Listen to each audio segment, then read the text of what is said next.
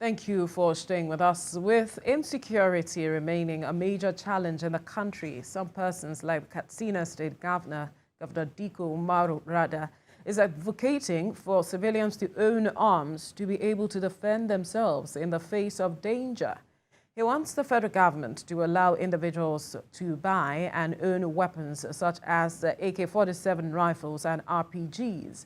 Recall that this is not the first time a governor is asking that citizens own guns to defend themselves. The big question is, should Nigerians be allowed to carry AK-47 rifles? But joining us from our studio in Abuja is an international security risk management consultant, Commodore Abimbola Ayuba, retired. Good morning. Thank you for joining us.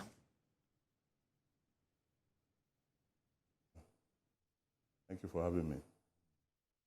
Now, with the security situation on the ground, we know that this is not the first time a governor is suggesting this. We recall that the former governor of Benue State, Samuel Ortom, also had mentioned that perhaps it was high time for the people of the state to, arm themselves against those who were, invading their farms and killing them at the time, so to speak. The security situation at the state at the time was quite concerning for the governor.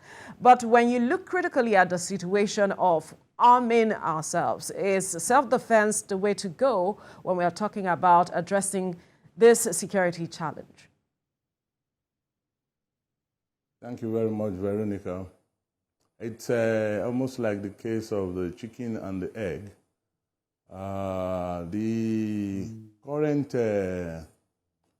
uproar and demand for the states to be empowered to use or acquire arms to protect the citizenry is being propelled by the frustrations of people and the perception that perhaps the policing actors can no longer protect the ordinary citizen of Nigeria. And based on that sense of responsibility, perhaps this is one of the reasons why state governors are clamoring to have some kind of weapon to at least provide that line of self-defense and therefore creating assurances for the people that they can be self-preserved and of course resist to a certain extent incursions or attack by either bandits or terrorists or whatever groups in all their ramifications. And therefore, this debate is now upbeat, and there's need to look critically at the need and review, perhaps go back to the Firearms Control Act of Act number 32 of 1959, Cap F28, Laws of Federation of Nigeria, which is still the extant law that regulates the control of arms in Nigeria. As of 1959, Nigeria was yet to get independence. So if we still are comfortable using that particular act to drive global events when the entire global security balance have changed, where threats have changed, dimensions of criminality have changed, then there's need for a lot of introspection. And in fact, to my mind, there's supposed to be a state of emergency declared on this issue of small arms and light weapons proliferation to ensure that the state is able to have the upper hand to control the use of arms and to determine who or what strata of society can actually possess arms, and denying people of right to self-defense is also inimical to rights of human beings, human rights of people. So there is a new thinking that we could go down and allow, at least at the level of community policing, the level of state policing, allow some degree of weapons to be carried in order to create those desired layers of protection for the citizenry. When this is done, I believe this clamor will be minimized, and of course, the lives and properties may be better safeguarded. This is my take on this, Veronica. So are you outrightly saying that you subscribe to what the governor has said, that people should be allowed to bear arms? As you mentioned that the Firearms Control Act of Nigeria should be looked into. Oh, well, the governor is entitled to his opinion. He's the governor of the state. And as you are aware, Zamfara is in the forefront of banditry, terrorism, of course, because of his geopolitical position and proximity to the borders and, of course, the Sahel. And it's becoming home or the headquarters of terrorism in Nigeria. And here comes a governor who has assessed the situation. And don't forget that the governor himself has other state security apparatuses that report to him, that provide information. But, you know, when someone is frustrated and you make all the efforts to get sufficient protection and you don't get, and people get killed every day, the people will rather go back to say, no, we gave the state charge to look after us.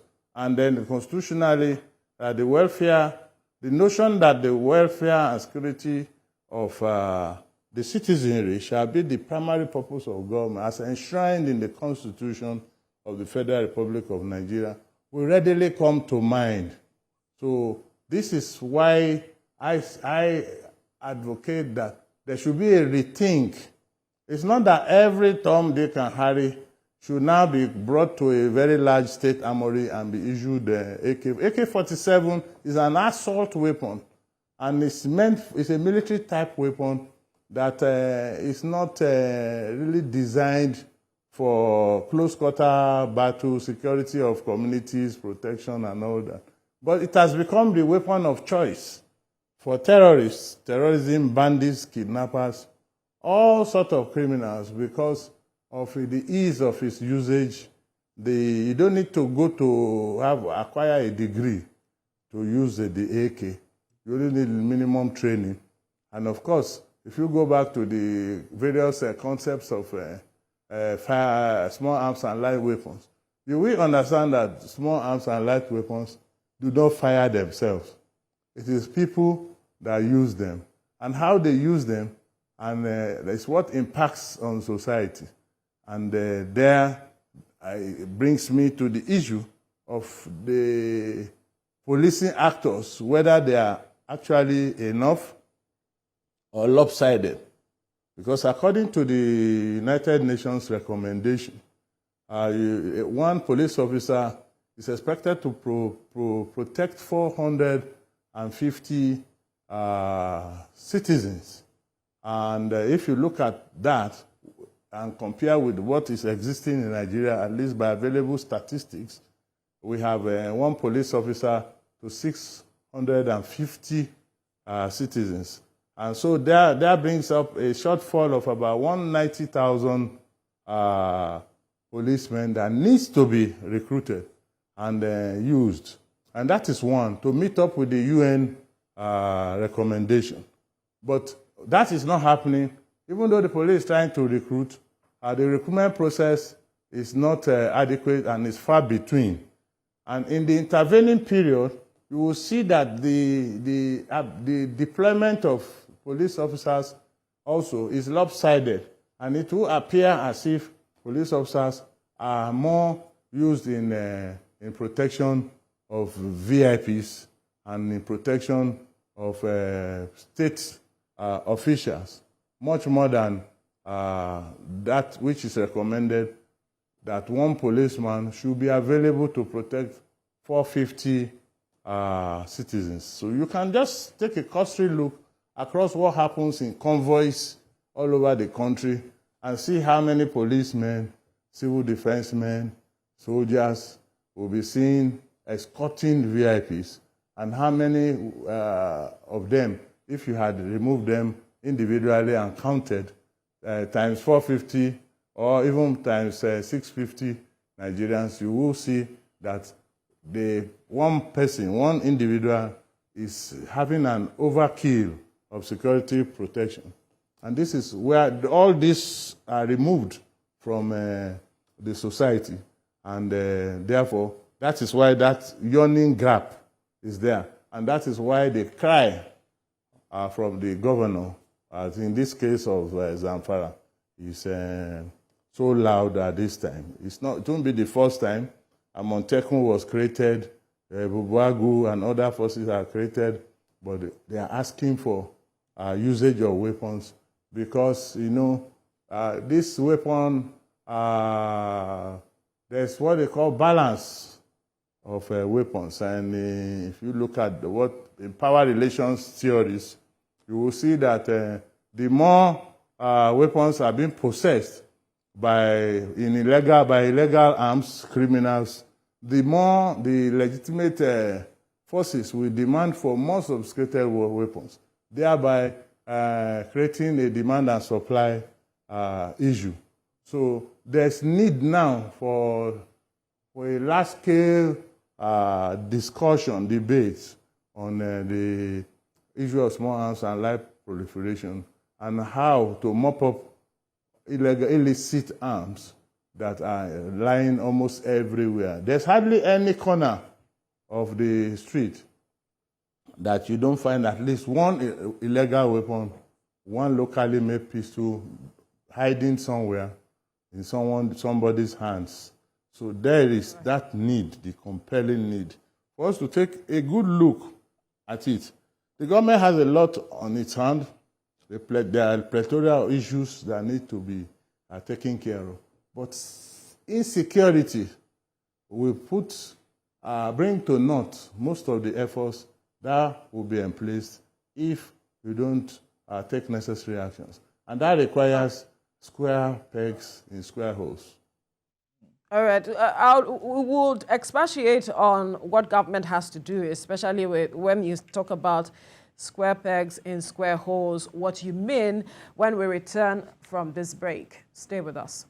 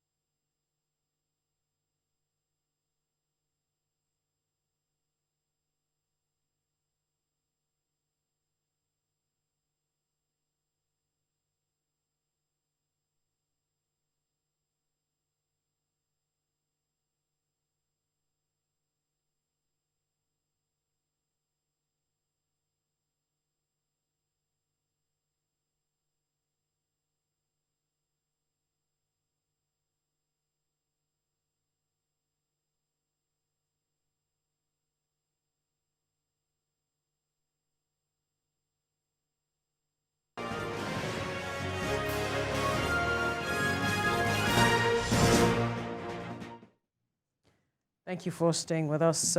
We've been talking with a security risk management consultant, Commodore Abimbola Ayuba, retired before we went on the break, and we're talking about this matter of Katsina State Governor Diko Umaru rather seeking or advocating that civilians own arms to be able to defend themselves in the face of danger. And you mentioned something, Commodore, before we went on the break, and I said that you were going to expatiate on that, and that has to do with you saying that government has a lot to do with regards to addressing this matter, especially with regards to putting square pegs in square holes. And I'm asking you to expatiate on that. What do you mean exactly? Well, simply speaking, what I mean is that the issue of proliferation of small arms and light weapons need to be looked at more critically. And in doing so, we need to look at the current disposition of small arms and light weapons, and which, first of all, looking at there are two perspectives to look at this dimension of proliferation. There is the licit and the illicit proliferation of small arms and light weapons. And when we talk about the licit, let's take that as an example. That is all the arms that are legitimately placed in the hands of state agencies, the army, the police, all the other agencies.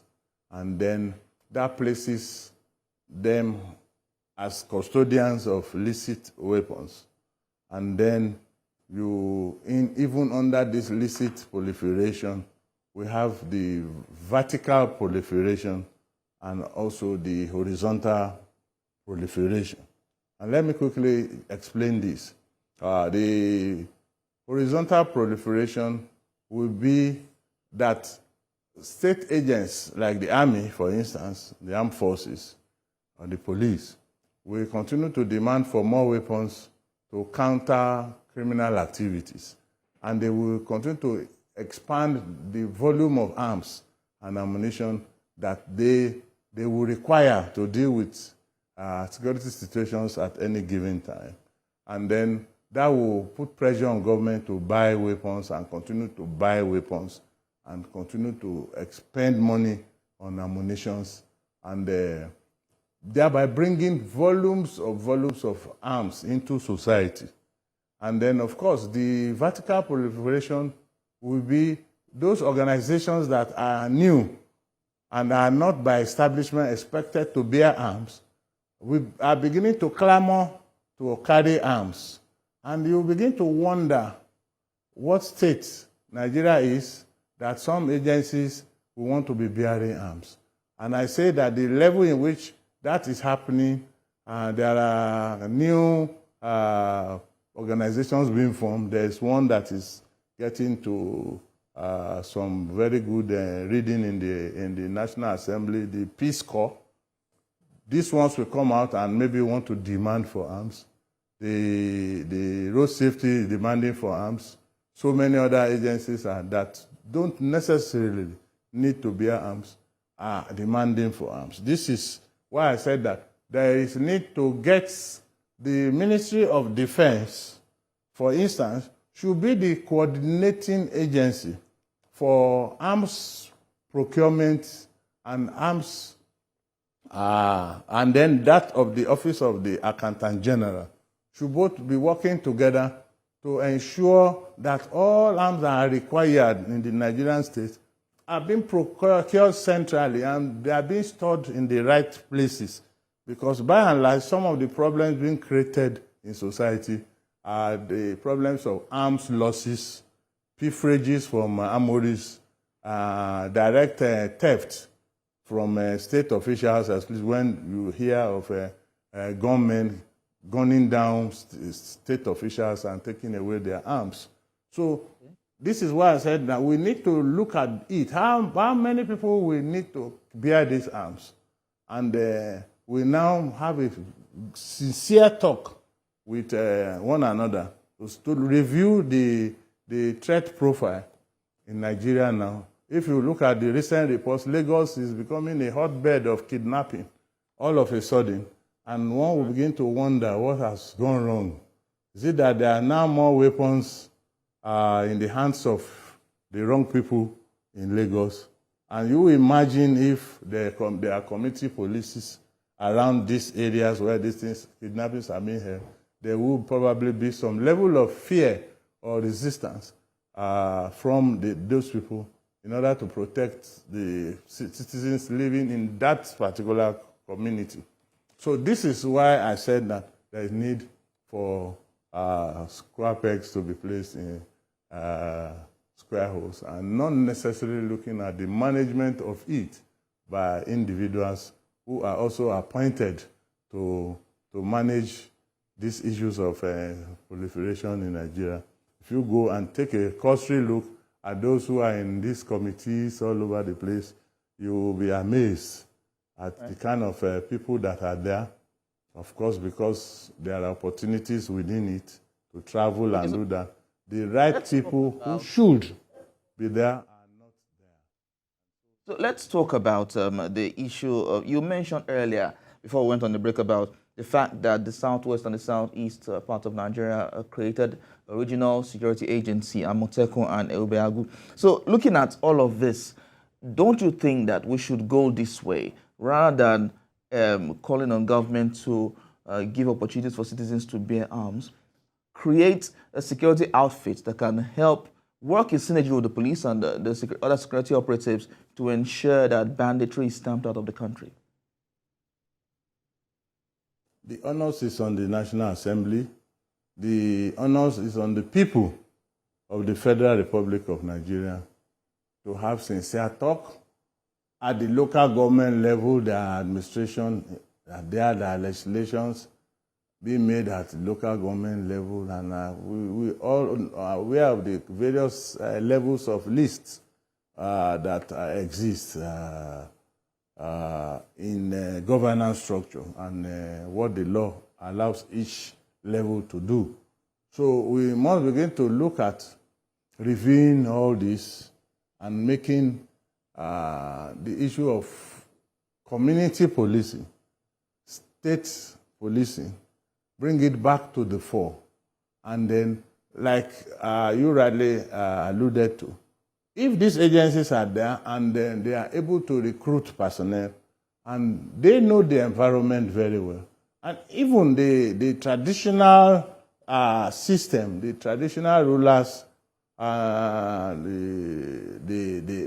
they have historical positions given to people who will do the policing for that in their kingdom. They know every inch of their terrain. All we need to do is to create laws and then look at guidelines that will ensure that there is no conflict of interest, that people, that leaders do not abuse this structure. Of course, there are lots of safety valves. It's not only Nigeria that will have community policing. We have the United States Constitution that we so copiously did a very good part of, adopted to our own constitution. You see how they police in the United States. So policing is at the lowest level of the society, such that if a visitor should go into any community, the community people know that there's a visitor, and they know whose house that visitor has come to. And then they will call the person who is being visited, and they will ask him, oh, you have a visitor, what's the mission? And of course, that kind of situation, the traditional ruler will know that there's a visitor and the duration of the visit and the purpose of the visit. And if the person will be monitored right at that level of community policing. But right now, what we have is that most communities have been sacked.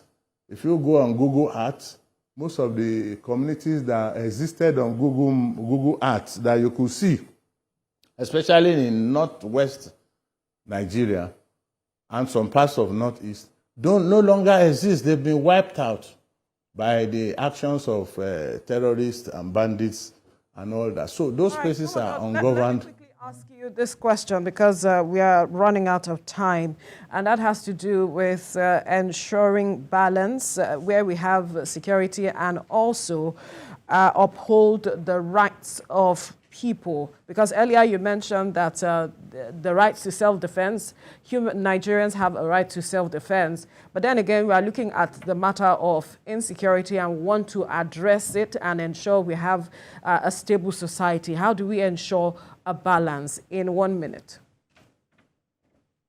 What you need to do to create balance in the society is to ensure, first of all, to make sure that the police is made to massively recruit the shortfall of personnel, and that states and local governments should be empowered to recruit hands that will maintain law and order within their society.